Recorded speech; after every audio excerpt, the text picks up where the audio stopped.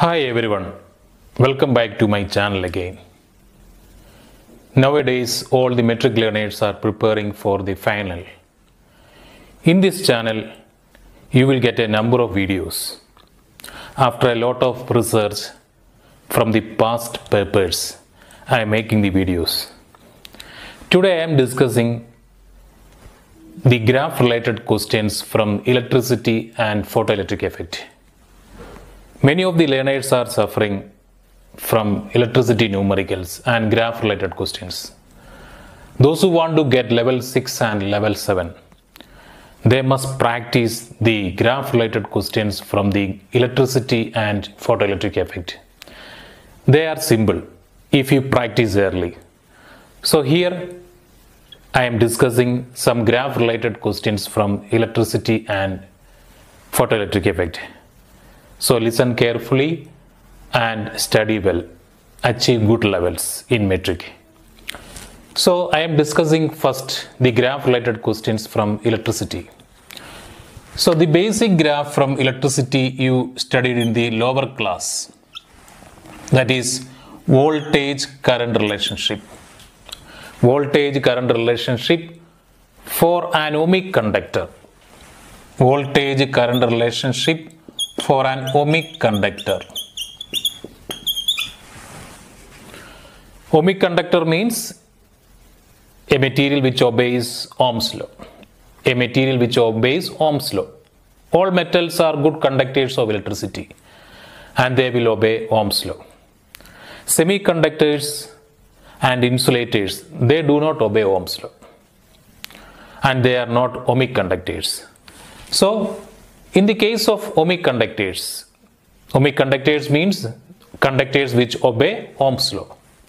So in the case of ohmic conductors, the voltage current relationship, it will be linear.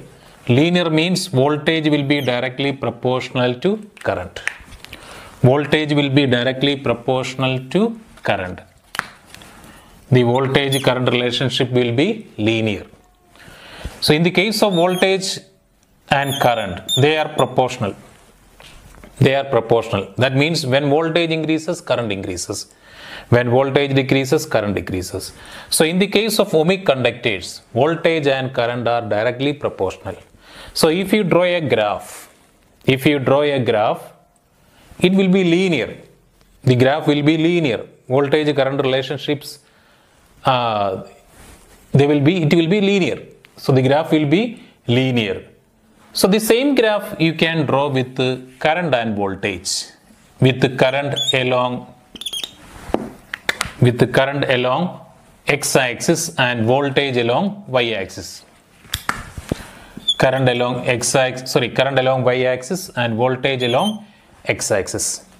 So you will get the same behavior because voltage and current or current and voltage, they are proportional. So you will get the same behavior. So if you draw the previous graph, with the voltage along y-axis and current along x-axis. So what is the slope of this graph?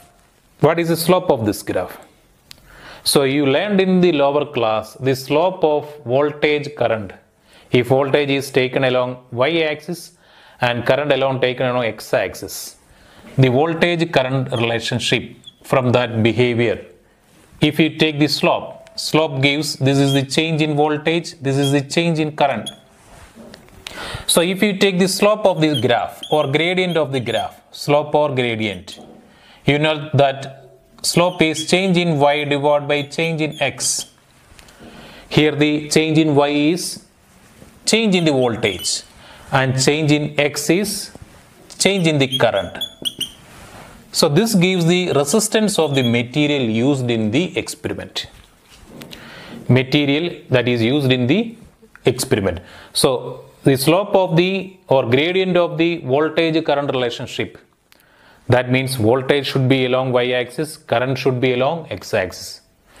You will get the gradient of the graph. When you get the gradient of the graph, the gradient of the graph gives resistance of the material used in the experiment. So this gives the resistance of the material. So if I am drawing a graph like this, that is current along y-axis and voltage along x-axis, same behavior you will get. And what will be the slope of this graph? Delta y divided by delta x. So slope or gradient of the graph will be delta y divided by delta x. And here it will be delta y is delta change in current divided by change in the voltage, equal to 1 divided by delta V divided by delta I. So this will be 1 divided by R. So here the slope will be the reciprocal of the resistance. Here the slope is resistance reciprocal of the resistance. Slope will be reciprocal of the resistance. So you can draw the graph. You can draw the graph in two ways: current along y-axis or current along x-axis. In both cases, the slope will be different. If the current along x-axis, the slope is resistance of the graph. If the current along y-axis, the slope will be the reciprocal of the resistance. So when you have a questions like that, you must check the axis, I and current and voltage, where they are. Are they in current is in y or x axis? So you must check it. So the voltage current relationship from the Ohm's law graph, you will get either resistance or reciprocal of the resistance. So you must check the axis. So that is the one of the question. Then another thing is, if a graph, what do you mean by non-ohmic conductor? Non-ohmic conductor. Non-ohmic conductor means a material which do not obey Ohm's law. So how will you draw that graph? How will you draw the graph? So you can draw the graph in any way. You can draw the graph in any way you can draw it. And these all graphs represent non-linear behavior. Non-linear behavior. The last one was linear behavior. Here it is non-linear behavior. So this graph represents non-ohmic conductor behavior, and that behavior will not be linear. The voltage current relationship will not be linear. So the graph can be in any shape. So this is the graph for a non-ohmic conductor. A non-ohmic conductor means a material which do not obey Ohm's law. Semiconductors, insulators, they are non-ohmic conductors. So another thing is, when you do Ohm's law experiment, in some questions I noticed that they are asking which are the constants, which are the variables, which are the quantities keeping constant. Some questions it is having 2 or 3 marks. When I went through that question papers in different province, from different province, I noticed that some questions they are asking which are the quantities keeping constant while doing Ohm's law experiment. So that thing you must learn. One is temperature of the material. Temperature of the material should be a constant. Second one, length of the material. Length of the material should be a constant, and area of cross section. So these are the things keeping constant during experiment, during Ohm's law experiment. So it can ask for 2 marks question.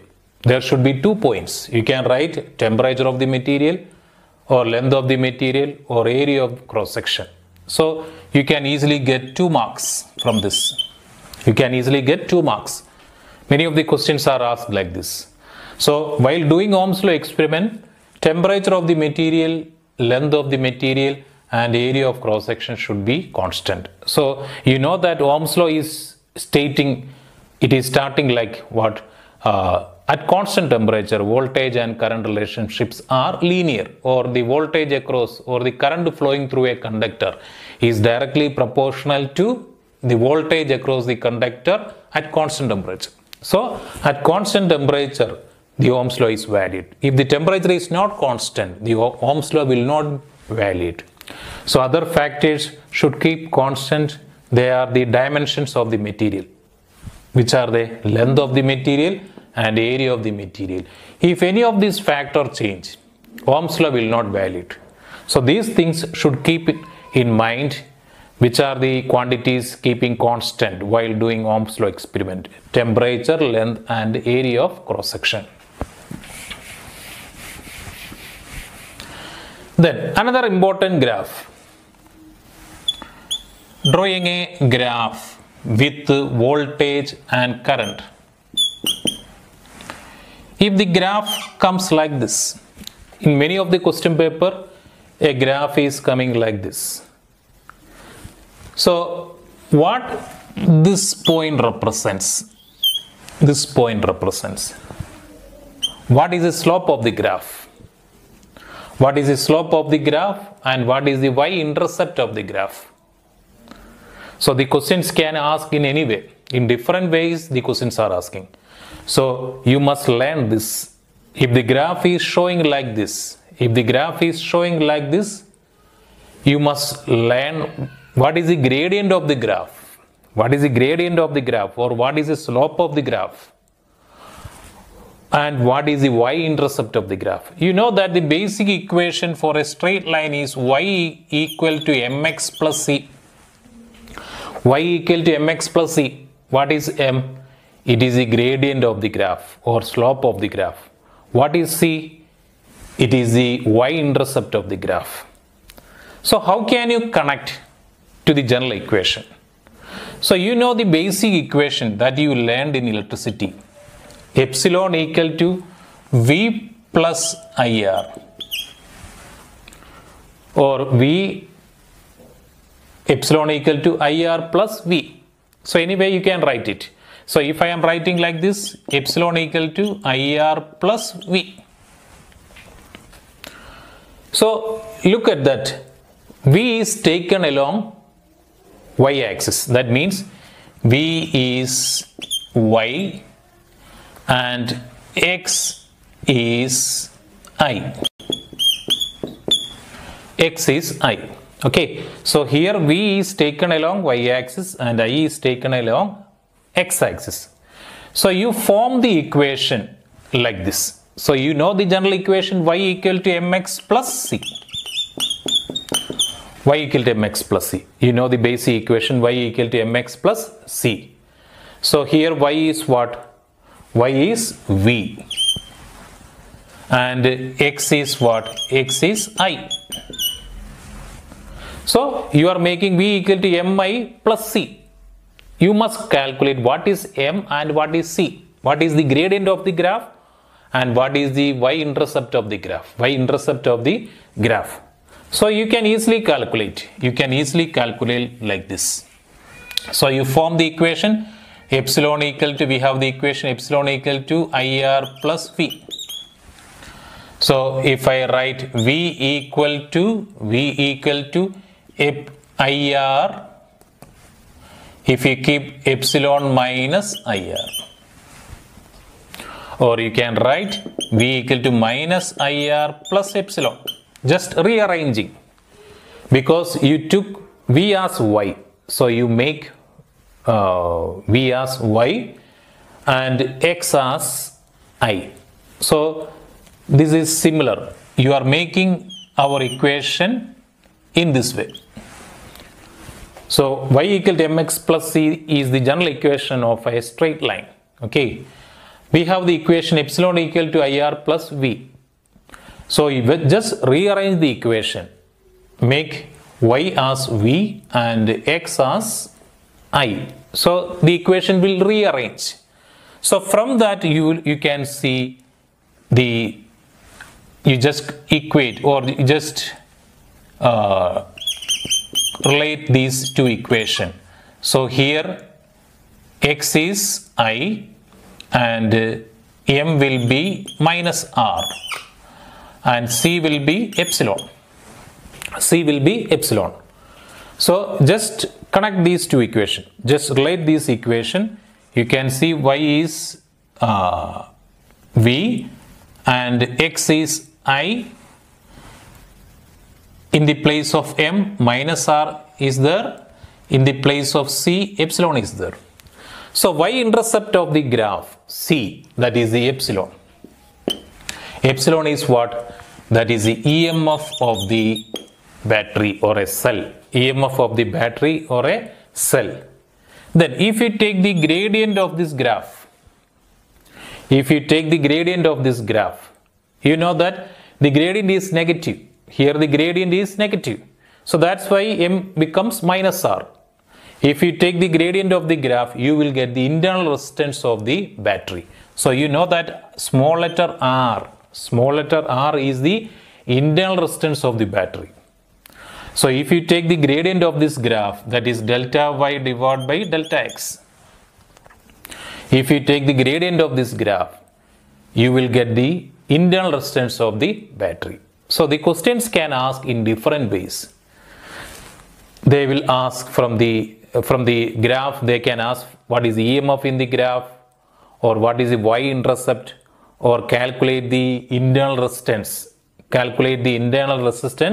Without using any equations. So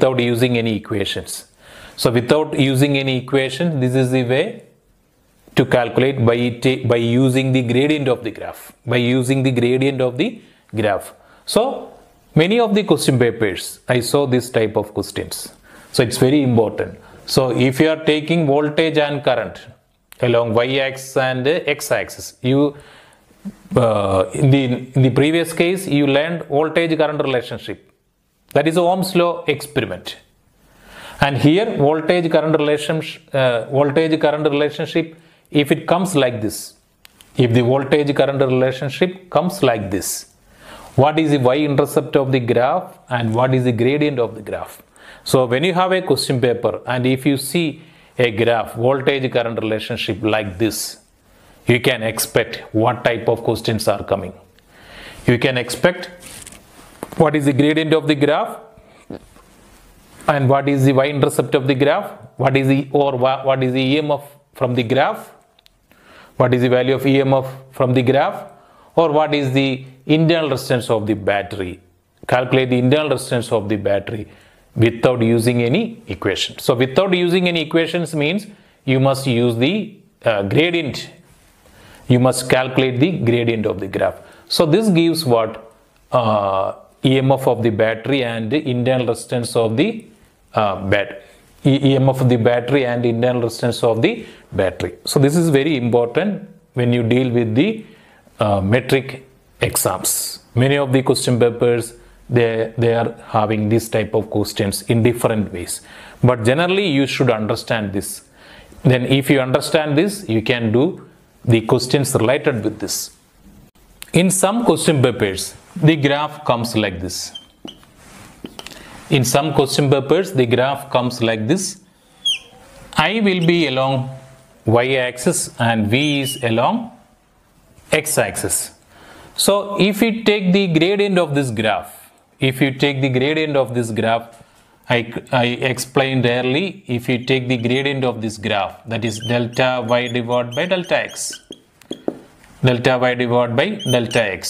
you will get the reciprocal of the internal resistance. And that value will be minus. So always look the axis.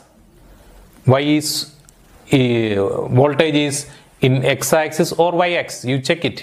So from the graph, if you take the current in y-axis and x-axis, the gradient will be different.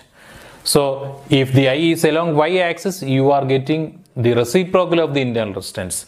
And from here you must read the EMF. So EMF means it is the maximum voltage. When current is zero. That means what? The early graph, this is voltage, current, So at this point, V becomes epsilon. Voltage becomes, or potential difference become EMF of the battery. At this point, current is 0. I equal to 0. So when current is 0, you are getting the maximum voltage. That means the circuit is open. So in an open circuit, current will be 0 and the voltage across the battery will be the EMF of the battery. The voltage across the battery will be the EMF of the battery. So that is also very important. So you must read the graph. So from this type of graphs, you are calculating the EMF and internal resistance. So this is a possible question in metric. Then the same thing, it can come like this. They can ask the internal resistance and EMF. They are giving voltage and current. You will get a table with the different values of voltage and current. So with that values, you must draw the graph. So you will get a graph paper, and in that graph paper you must draw a graph. And in the question they will specify current should be where or voltage should be where. So if the question is saying voltage is taken, you must take along y-axis. And current should be along x-axis. And this one you have to draw. The graph. Maybe some points will be outside the graph. So keep maximum points on the straight line. So you must draw the graph and you are calculating the EMF and internal resistance. So it will be a long question. You are getting a table of voltage and current. By using the voltage current values, you are drawing a graph. So in the question they will specify voltage should be where. If the voltage is along y-axis, you must take voltage in the y-axis. So voltage is there, current is there, the shape of the graph will be like this, and you are calculating the EMF and internal resistance of the battery. So the questions can ask like this. In some question papers they are giving the question like this way. So you must know what type of questions can ask from this section.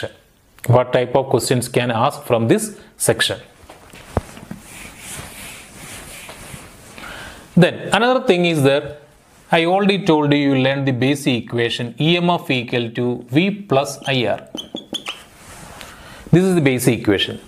Many of the question papers I saw a question relating this equation.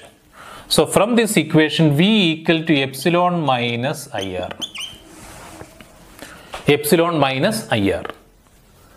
So what will happen? By using this equation, the questions can ask like this. What will happen to the value of V when the external resistance increases or decreases? When external resistance increases or decreases, what will happen to the value of V?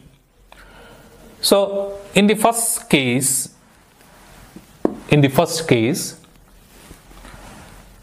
external resistance, that is R, increases. So external resistance R increases. So the external resistance should be a variable resistor. Normally you are using a rheostat. Externally you are connecting a rheostat, that is a variable resistor. You can change the resistance. You can increase or decrease the value of external resistance. So by using a rheostat, you can increase the external resistance. So we are increasing the external resistance.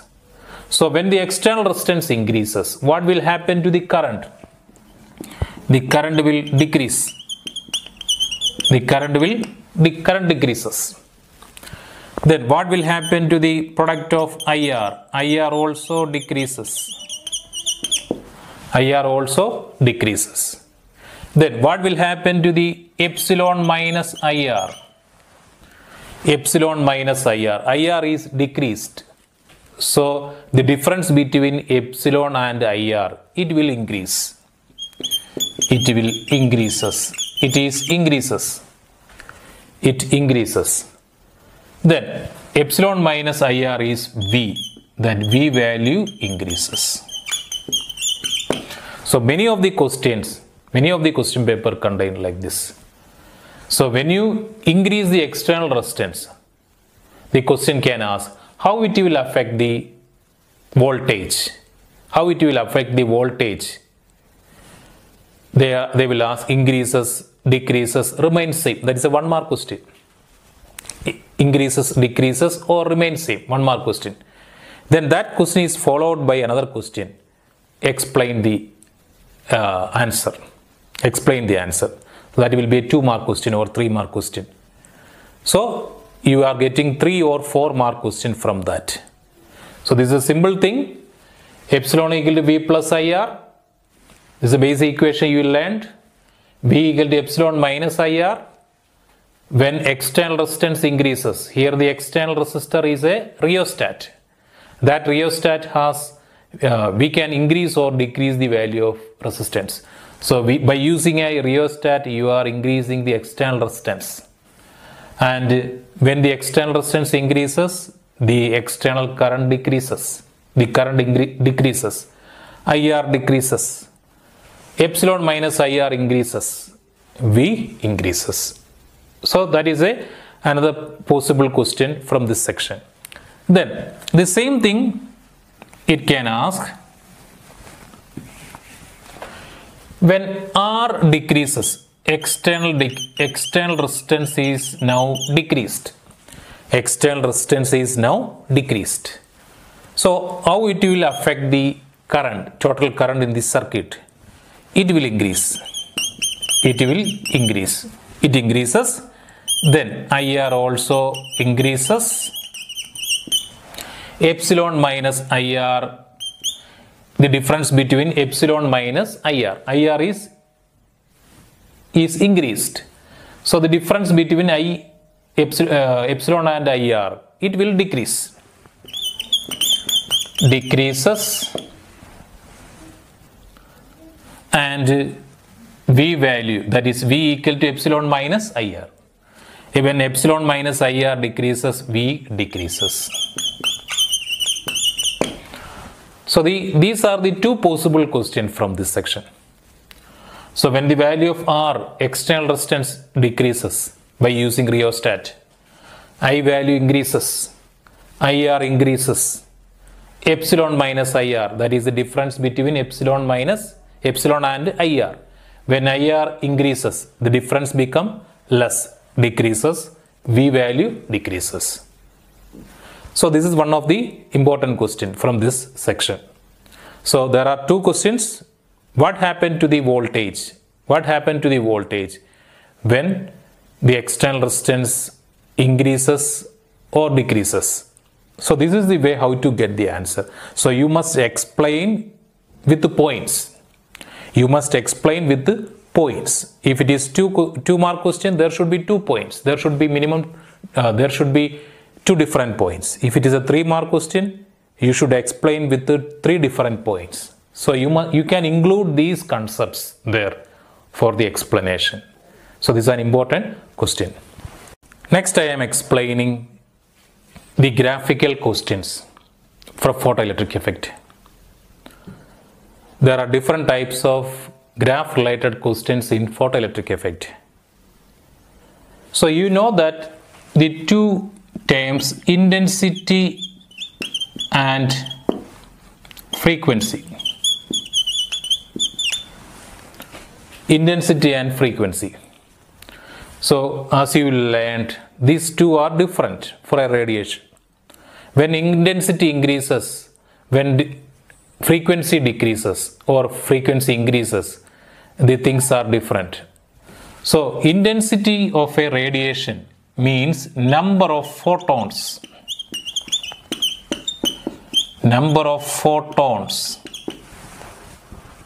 Number of photons in the radiation. Number of photons in the radiation. 1 photon can eject 1 electron. So when the number of photons increases, number of ejected electrons also increases. Number of ejected electrons increases. When number of ejected electrons increases, that will increase the photocurrent. That will increase the photocurrent. So when intensity increases, these things are happening. Many of the question papers containing questions related with the intensity of radiation. So when intensity increases, number of photons increases. One photon can eject one electron from the metal surface. So from when the number of photons increases, number of ejected electrons increases, that will increase the photocurrent. So this relationship you must learn. Most of the question papers contain this relation. So you will not get this idea directly from the textbook. You must learn like this. So intensity increases. When intensity increases, photocurrent will increase. Then another thing, when frequency increases, what is happening? When frequency increases, then when the frequency of the radiation increases, what is happening? Frequency does not increase the number of photons. When frequency increases, energy of the photons are increasing. Energy of the photon increases. When frequency increases, the number of photons remains same. The number of photons remains same. What is happening there? The energy of the photons are increasing. The energy of the photons are increasing. So it will not increase the number of ejected electrons. So what will increase when the energy of the photon increases? What is increasing? The energy of the ejected electrons. Energy of the ejected electrons. Energy of the ejected electrons are increasing. In the last case, the number of ejected electrons are increasing. So here what is happening? The energy of the ejected electrons are increasing. So as a result of this, what will happen? You must give more stopping potential. You must give more stopping potential. Stopping potential means what? It is the potential applying to stop the flow of electrons. If the electrons are, or if the ejected electrons are having more energy, we must give more stopping potential. We must give more potential to stop it. If the electrons are having less energy, you must give less potential to stop it. So when the frequency of the radiation increases, what is happening? The energy of the photons are increasing. It will not increase the number of photons. The number of photons remains same. Only the increase in the energy of the photons. When the energy of the photons are increasing, what is happening? Energy of the ejected electron increases. So if the photon is having more energy, when that photon incident on the metal surface, the ejected electron will get more energy. So the ejected electrons are having more energy, and if the ejected electrons are having more energy, we are giving more potential to stop it. You learn stopping potential in the class.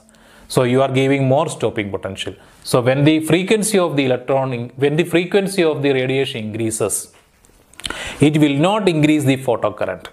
So many of the reasoning questions are in the metric question paper. When frequency increases, it will not affect the photocurrent. It will increase the stopping potential. It will increase the energy of the ejected electrons. So it is not affecting the photocurrent. Only the intensity of light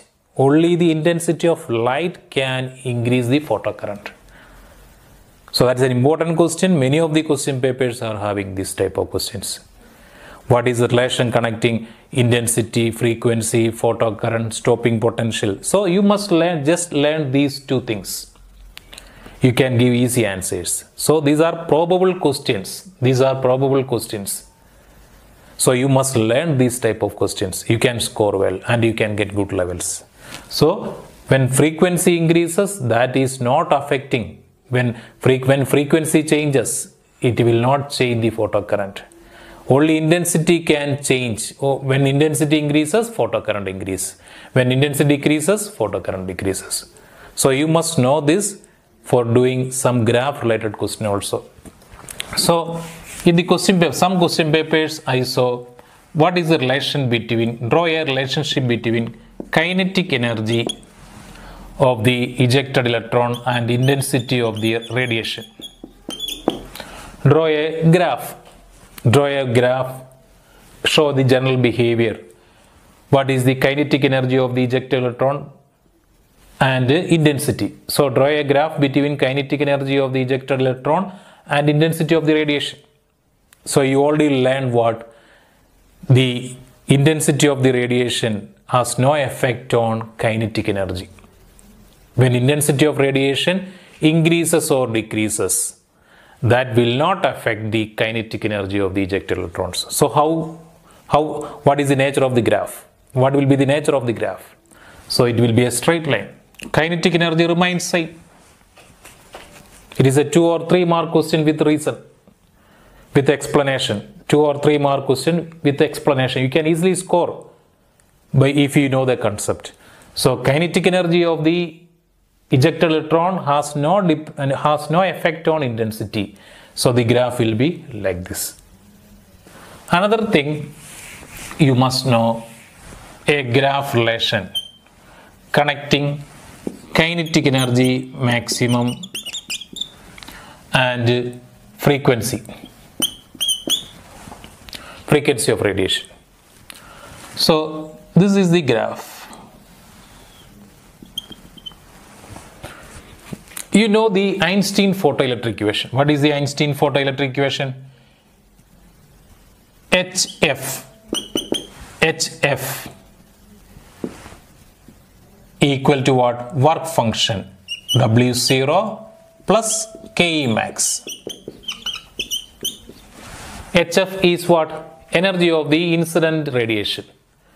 The energy of the incident radiation is used for what? For ejecting the electrons plus for the kinetic energy of the electron.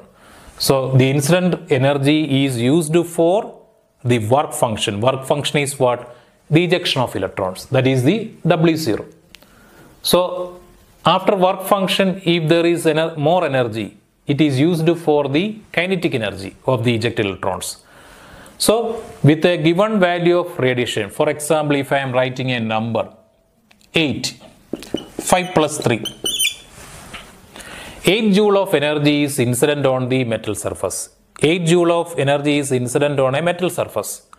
5 joule of energy is used for the ejection of electrons from the metal surface.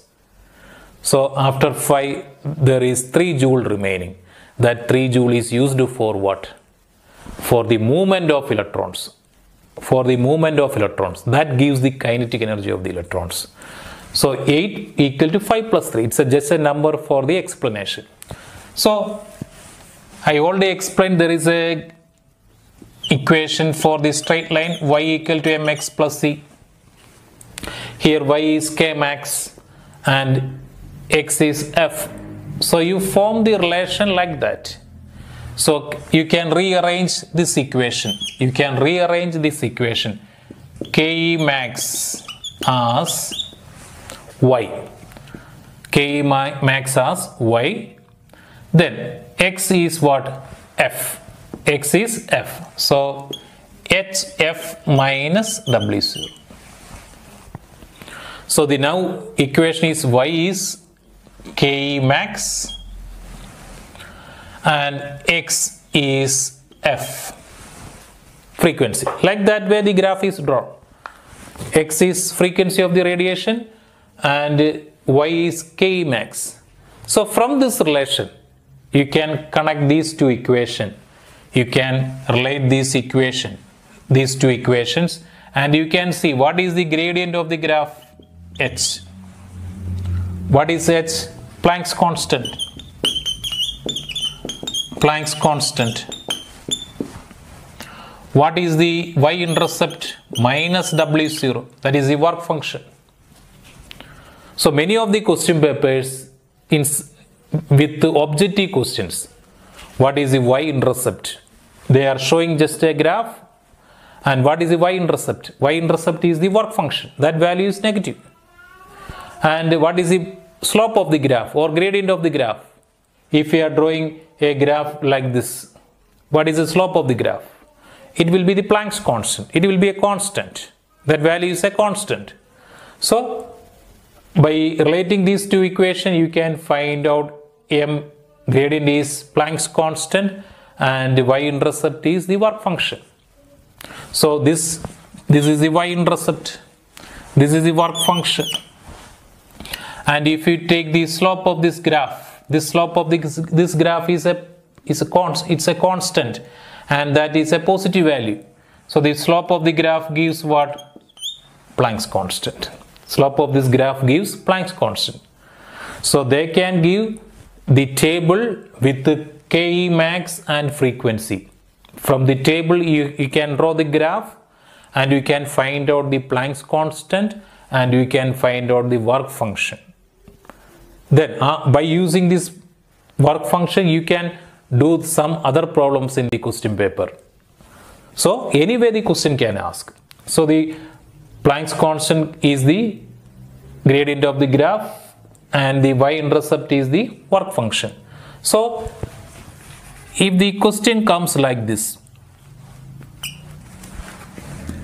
if there are two graphs,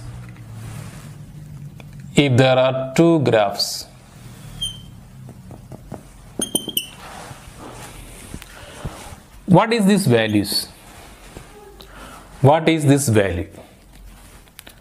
This value is the threshold frequency. This is F0, 1, this is F0, 2 for two metals.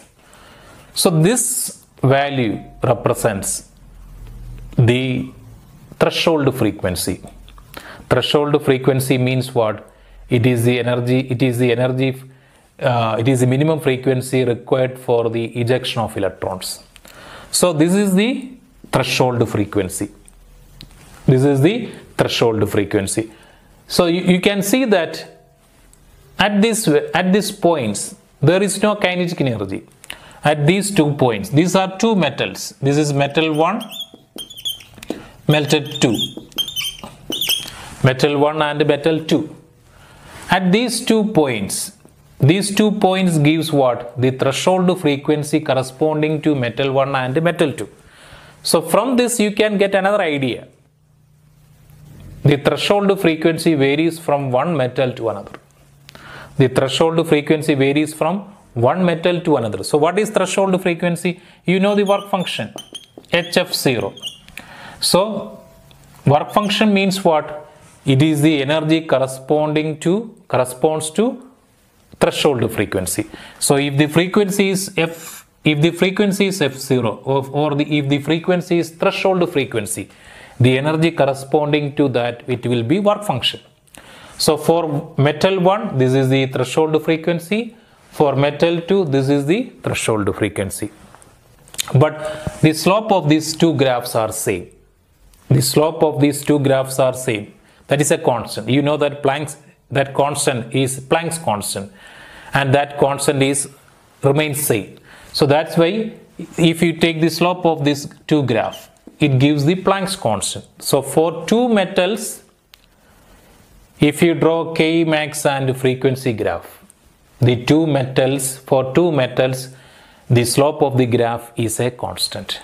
For two metals, the slope of the graph is a constant, and that value is Planck's constant.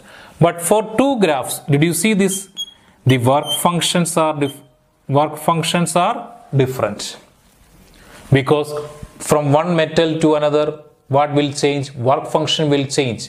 When work function changes, that threshold frequency also will be different. So for F01, this is the work function, W01.